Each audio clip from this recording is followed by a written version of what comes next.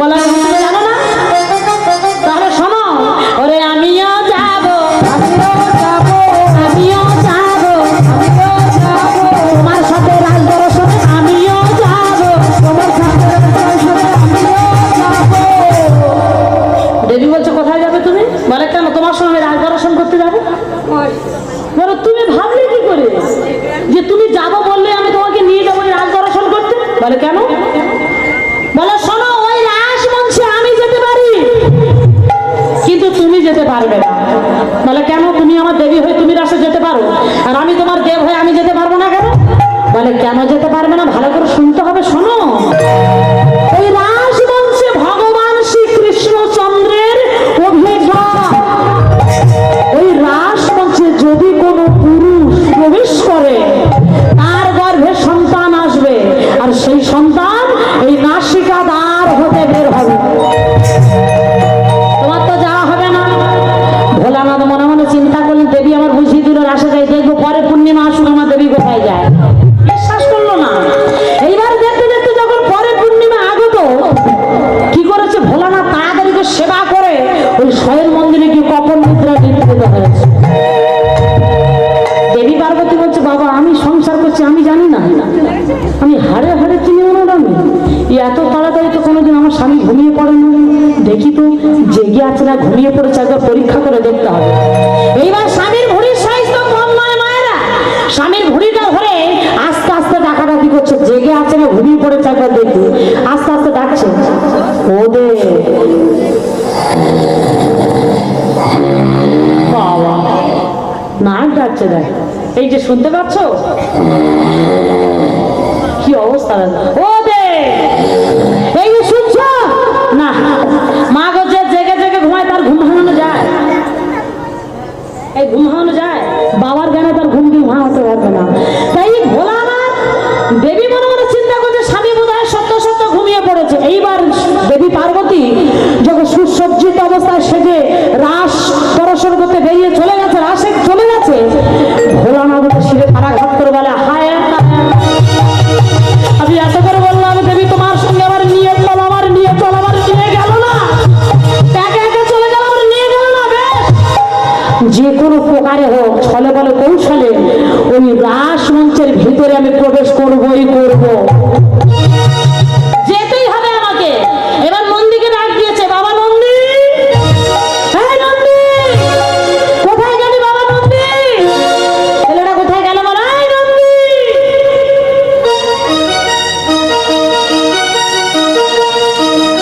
ও বাবা, গাঁজার কলকেটা খুব ছোট হয়েছে, এই দেখো ছোট হয়নি, আর একটু বড় হলে ভালো হবে না? কি অবস্থা দেখো, পুরি করে খাচ্ছে। এই দেখ, এই দেখ, ওর থেকে গাঁজার কলকেটার ওজন বেশি। আর তোর মা চলে গেল মাছ দর্শনে, তুই গাঁজা খাচ্ছিস বসে বসে? এই আমার কথা শোন বাবা, শোন আমার কথা, তুই গাঁজার কলকে নামা। বলছিলাম বাবা, এই তোর মা না রাসে চলে গেল জানিস, আমি এত করে বললাম তোর মাকে আমায় নিয়ে চলো, আমি রাজ দর্শন করবো, আমার নিয়েই গেল না। আবার বলেছে পুরুষ প্রবেশ নিষেধ। হ্যাঁ, তুই আমার একটা উপায় বলে দেবো, এমন একটা উপায় বলবি যেন তোর মা আমাকে ধরতে না পারে। ও বাবা, নন্দী যেখানে আছে ও চিন্তা তোমার করতে হবে না। তবে মা কি বলেছে? পুরুষ প্রবেশ নিষেধ। ও বাবা একটু সময় দাও, একটা উপায় আমি ঠিক বার করবো। তাড়াতাড়ি, কিন্তু সময় দেওয়া যাবে না, রাসভোগ আরম্ভ হয়ে গেল। ও বাবা একটা উপায় হয়েছে, কিন্তু বাবা তুমি তো পারবে না। আর আমি পারবো, তুই বলে দেখ না। বলবো? ও বাবা তোমাকে না, তোমাকে মেয়ে ছেলে সাজতে হবে। কি আমার মেয়ে ছেলে সাজতে হবে? তা তুই যা মেয়ে ছেলে সাজাবি, আমার এত বড় ঘুড়ি, এটা কি হবে? হ্যাঁ, ও চিন্তা তোমার করতে হবে না। নন্দী যেখানে আছে 80 হাত শাড়ি আমি গুছিয়ে রেখেছি। শাড়ি খুঁজে পাওয়া যায় না, ও 80 হাত শাড়ি রেখেছে আমার জন্য। কোথায় দেখছি 80 হাত শাড়ি?